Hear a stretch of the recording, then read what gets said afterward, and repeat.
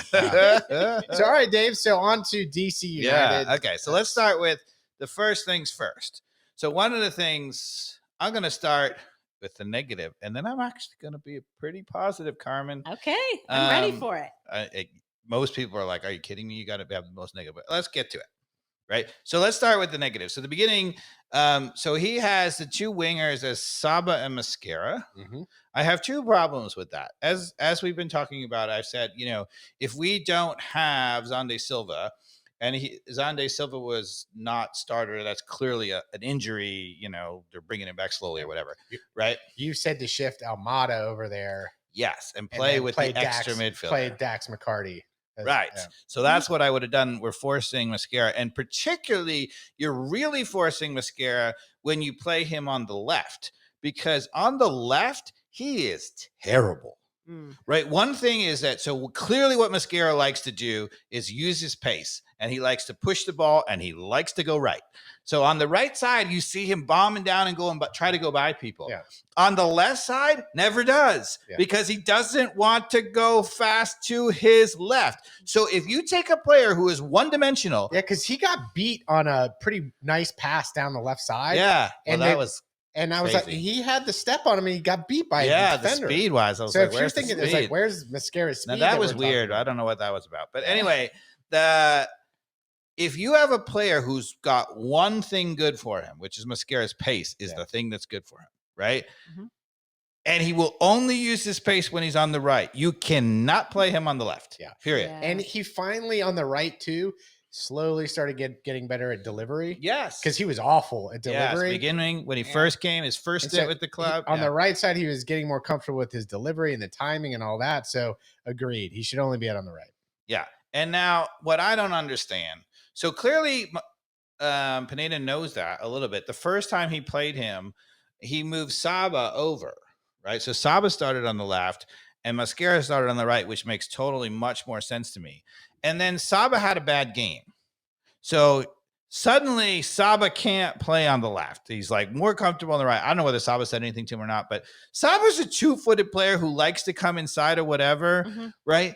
There's no problem with playing that guy on the left. I mean, come on. And in fact, we even see him sometimes when he's really given a lot of freedom, which I think they've been cutting down on. Early on in his career this season, he was actually, sometimes he would just by himself run across the field and end up on the left. So he clearly doesn't mind being there, right?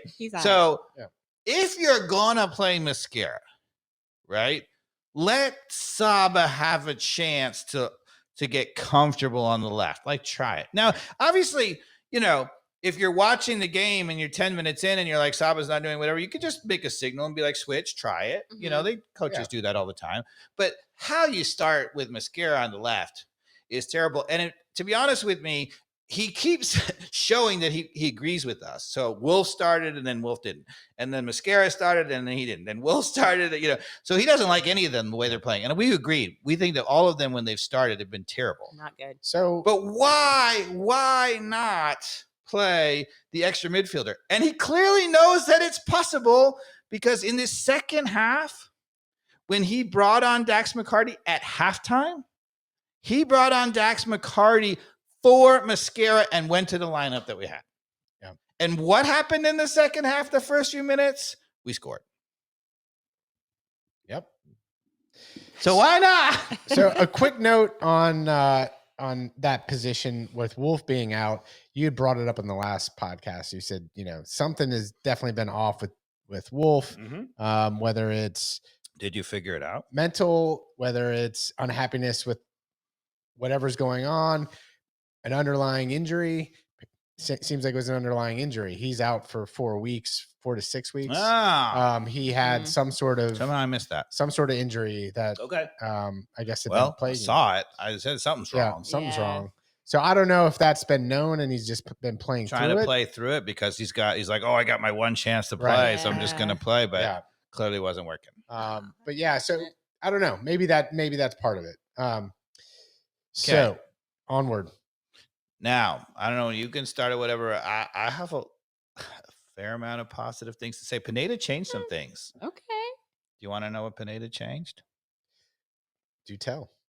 Okay, we're gonna need the tactical Ooh, tactical tactical board. board. I need advance notice to these things, sir.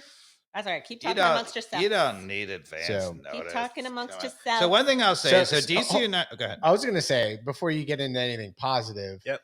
I am curious how you have much positive to say when you go into a game with a guy who at Crystal Palace had 32 goals. Probably most of those were on his head. Yep. Coming into DC He United. played for some big clubs, not just Crystal Palace. Yeah, he played for He did, Liverpool yeah. and he played for Villa with our boy Brad Guzan back in the day. Oh, I did not know that. So, I mean, he lit it up with some And he goals. scored. You can correct me if I'm wrong, but I think a couple of seasons at least he scored over 15 goals in the Premier League. Oh, so he's a legit player. Yeah, he had all told at Villa. I don't know how many years he was there. He had 42 total goals. Yeah. At Palace, he had 32. Yeah, this is with a like player. with like 80 games, He's something like Belgian. that. Belgian, yeah. Okay. Yeah. So anyway, you got a guy that's got that pedigree who clearly loves to score his head.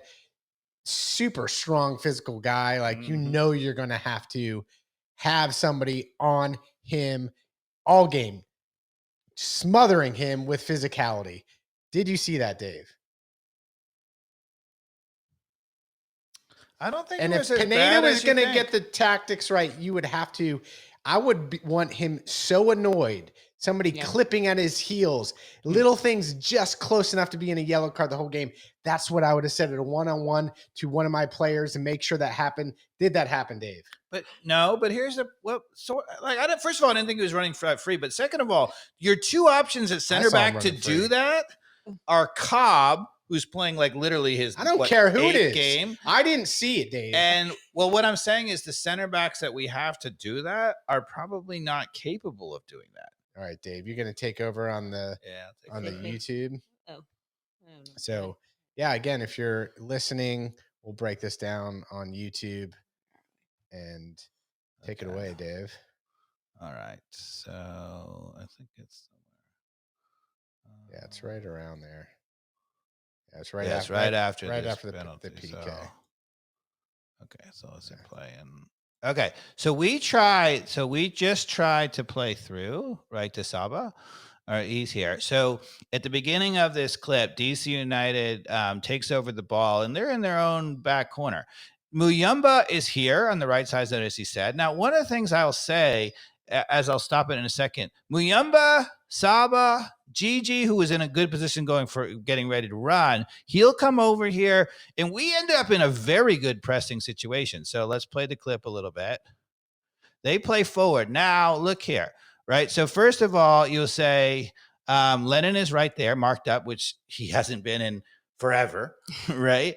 Muyumba is in a decent pressing spot. He's making him, going to make him make a bad pass. And Saba's taken away. This looks pretty good. We're going to force him. This is where they sometimes give the ball away. I don't love Muyumba's position that much. Yeah, Muyumba could have been better, and he doesn't go all action on this play. But look, they play this really nice ball here, right?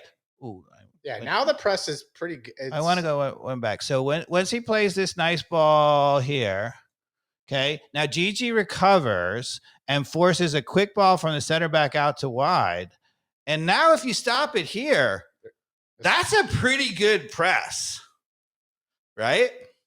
Yep. Not bad. Not bad. So that's a kind of situation where it looks pretty well. Yeah. Like Almada has come back over here. He could have been a little tighter, but Muyumba is going to force him to try to play through. Gigi has closed it down here. Has closed out the goalkeeper. Assuming that the backs are up, which we're about to see, Cobb is right on. They are. Right? Even our backs are up. Yeah. I'm like, oh my God, we look like a real team. Yeah, so he bangs this forward and here. So Sleaze was in a great defensive spot, as a defensive midfielder getting ready to take their most obvious option. They forced him to kick a long ball from his own penalty area, and Cobb is right on his back. Yeah. Right? So he now forces Benteke out of the air off a 35-yard long ball to play a perfect knockdown header. And he does. Yes, he does. Right? I mean, he plays this beautifully. Right? And so now they have escaped the pressure. Okay. Right. I'm going to go back to my original point, though. In some games, though, Dave, the Cobb was great position on any given day for that. In this game, you have to be. I mean, I'm saying like maybe even get a foul there against Benteke. You're playing against a guy who hammer came hammer him. Why so yeah, credit he was there and Benteke made it, but you don't give a guy that just came from the Premier League the ability to. He's going to do that. He's going to lay down a perfect header, and that's again my point of like Cobb. Yeah, son, he's young. You're young. I was like, I want you. This is your moment. You're going up against a Premier League player. Yeah. If anything, man, at least get a yellow in this game. Piss him off. I agree. That's an opportunity. That goes back to my original point. But that's not him not knowing the assignment. I think that's just youth and him not being. Yeah, that's a coach not telling him, hey, I'm giving you a little freedom to play very aggressive. Take that foul. Take the foul. Like you're going to have that one moment, irritate him. But now here's the thing, right? So they're still attacking 3v4, and this guy actually joins the attack too. So it ends up being 4v4. But Sleaze, again, recovers very, very well to get over here to play the pressure, right? Wiley's in good. He's looking at the guy. He's in a great spot. He's close enough, right? And Abram is in the center of the park like he should be because it was over here before. Again, defensively, we look like we're in pretty good shape here. Yeah. Right. We've looked like at some plays where we're like, oh my God, close your eyes, children. But, this doesn't look like that. So now he dribbles for a while and the second guy joins it. In fact, he plays to the second guy. But even after he plays to the second guy, right, Sleaze has come over here. So it's very clear that this guy can't go through. Sleaze is ready to take that. There's a decent recovery run here, right? I don't know if that's Almada. This is what's interesting too on this play. Again, this is where I was like, oh my gosh, like Wiley knows he's at least he knows he's supposed to he's balanced here. Yeah. This is good. The team, all things said, it was in a good shape. And you can see when it gets past here, Wiley just gets caught like cross-footed or flat-footed here. I honestly think Sleaze could have done better here because Sleaze I think could have come over more aggressively. There was nobody there. But that's just slow. So he's there, but he still closed him down. I mean, if you would have bet on that play, who do you think is going to win that ball? I know, right there. That's I'm the like, thing. how is Wiley not sliding even to get that? Like, How does he miss this? How does he miss that? That's a guy who hasn't played defense. That's a guy who hasn't played defense in a while. I agree. He's never been out there. He wouldn't know what to do. But that's a win. That is what we've been talking about. That is a very winnable ball. Absolutely. Yeah, it's good. And Abram's doing nothing. He should be helping. Right. So when this ball is played in behind, Abram should also be double teaming. Abram knows that the Benteke's covered up. So he knows that he should be helping if it gets through there. I mean, that's what I was saying. And Cobb's he stayed with Benteke the whole time. Yeah. So now it goes through. Now, why he didn't intercept that, Wiley, that's the mistake. He really should have gotten a tackle in there. Yeah. Now, once he's here, he can't tackle because he's going to give a penalty kick. So he's just got to chase back. Now, he just, this is not what I would call a free cross. But again, hold on. This goes back to Abram, too. All he did on that play, to your point, is back up and back up and back up and do nothing. Again, it's unreal. Mm-hmm. So especially because there's nobody in the middle. So that's your free roll. Right. He could have gone over there and helped. Yeah. He never does. He never gets close to closing it down. But, Cobb's in really good shape here. He's physical. He's right on him. And this is not a free cross like we've been looking at, right? Yeah. So that's the one that Dobbs is calling a free cross. I don't know if that's gets a cross. Comparatively, it's not from what we've seen from us before. That is not a free cross. Oh, right. But I mean, that's the dangerous cross because it's running that. That's the dangerous cross that we talk about that we want when Lennon can play that ball. That's the exact type of ball that's so dangerous for Lennon on the other side of the field when he gets those opportunities. All you need is half a step. I mean, come on, Dave. I mean, that's like if you had that, you're gonna be able to bend a ball in there. I mean, I don't disagree. And then Cobb is in good shape, but then Benteke is just too strong for him. Yeah, and he gets close. Look at that. I mean, he's challenging that. Yeah, that is not on Cobb at all. Oh no, you can't. Yeah. And to be honest with you, okay. I mean, I saw some Twitter things about saying, "Oh, look, it's the Shambelic defending. We look like a teenager team or whatever or something like that." I'm like, honestly, we forced DC United to play 3 one-touch passes in their own back third. They played a 35-yard ball. The guy made a beautiful ball right onto Benteke's head. Benteke, under pressure, knotted down a head ball that was it was behind Sleaze, right into space just to get out of it. Yep. Then this guy ran by Wiley One of our fastest players on the field. got across or whatever, best player, and then Benteke finishes with Cobb draped over him. I gotta tip my hat. I'm like, that's a good goal. Yeah. Right? How is that not a good goal? It was a good goal. Yeah. Yeah. So he scores that goal. Now you want to go directly to the next goal. Sure thing. So it's now 1-1, and Benteke is about to get his second. Let's see who was on him this time. Okay. It's the same thing. So here's how it starts. Again, do we look like we're poor defensively? No, we're finally I don't see pinching in. So what we've seen all along is Wiley in here doing nothing, right? Mhm. And he's actually out. This is what I said. Pineda made the change. He was responsible for this. You don't really see, so here's Muyumba, here's Sleaze. Sleaze has it marked up in here. They've got a lot of guys forward, right? 1, 2, 3, 4, 5, right? And Lennon is in here helping. This is 2v1. Now, again, the guy who I would say is a little bit clueless is Muyumba, right? He probably should be helping with it because we're overloaded. Yeah, because Saba can get the guy in the circle. Mm-hmm. He can just kind of stay back. But Saba, and again, Saba here, I love the fact that Saba's not trying to come back here. I love him here because if we win the ball here, boom, he's counter and we go. Don't defend Saba there. Stay there. Stay right there. Let everybody win. And if they break us down, so be it. Right? But let's go play offense. Yeah. Now, how they get through, if you watch, what's going to happen is that everything looks really, really good. But the problem that happens is, again, Wiley's not used to defending. And so he and Sleaze are actually playing this dance defensively, who's marking who. Mm-hmm. And Sleaze actually, I think, makes the right call, and Wiley never reads it. Mm-hmm. Anyway, they get in behind him. You'll see it. So first of all, they play there. So Sleaze is right on the guy, puts pressure on him, right? I think, Wiley could be better, but I don't. He's not going to get out and get that out wide, right? But yeah, he's in a position to. He's in it pretty good. So they play out wide. And you would say, right, that's pretty closed down, right? Yeah. Mm-hmm. Now, you're like, if you're a professional team, you're like, that's good. Go win the ball now. Yeah. Right? Now, he plays it back. And you see Sleaze was going to help him in behind in case he dribbled on him. So Sleaze doubles back to go up here. And you know who's clueless? Muyumba is in Nowhereville. Now, the other thing you'll notice is the other guy who didn't get the memo that we've changed the tactics. I was about to say there. Lennon. Yeah. Look what he's so pinched in.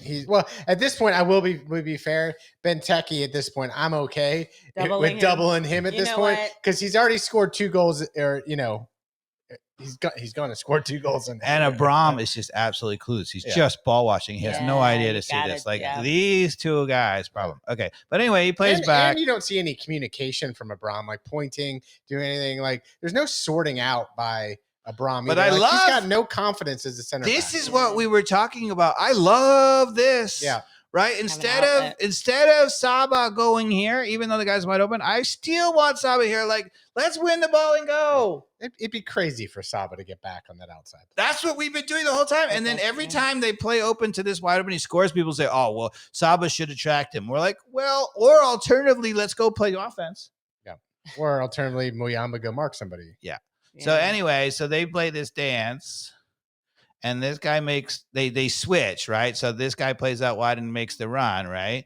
So Muyumba's finally figuring it out. Here's Abram is going to have to step on this. This wasn't hard to figure out. Yeah, he should have been. But neither those two, and Abram's the one facing forward. He should have been pointing at Muyumba and saying, "You know what, dude? Take my guy. I'm stepping up." Yeah. If that's how it was going to go. Now, for all those people who say I'm in favor of, the winger stays forward or whatever, I'm in favor of this winger staying forward. Mascara should be back here helping. Yeah. If you're on the ball side, you got to defend. If you're on the weak side is my problem. I always want an outlet to go there. I'm not saying this guy shouldn't defend, right? He should defend, right? Anyway, so Wiley should go with him, and he doesn't. He stays locked in on this guy. You'll see what ball watching. ball watching. Well, he just doesn't know. And so Sleaze makes the right read here. And so Wiley thought Sleaze had this guy, and Sleaze thought Wiley had the guy, and it should have been Wiley. He read it wrong. Okay. So Sleaze read it right, not surprisingly. And Wiley read it wrong, right? They switched in that moment, and that was not good. Now, the other thing is Abram could come over and help in this case if he reads it early enough. So they play, and he does come over to help, right? So that's not bad. He's trying to shut it down. He's at least making the cross, whatever. Now, once you get here, I'm like, I get double team in Benteke, and they are trying to be physical. They're trying, Mikey Dobbs. But I was like, what I thought was going to happen is they were going to cross over here, and he was going to score wide open, right? That doesn't happen. So I would have said I disagree with Mikey Dobbs. Like, you got to play this. You can't leave this guy wide open. Anyway, so they play. And it's 2v1. And Cobb does really well. He stretches here. Now look at Mayumba. You let this guy go again. Never got into the play. Never did anything. Actively ball. But Cobb actually wins this ball. And he clears it. But unfortunately, it goes right to DC. And the one time you would say the pinch-in is going to work, right? Because we finally got this double team. So what's going to happen? He's going to clear it, goes right back to DC, crosses it again.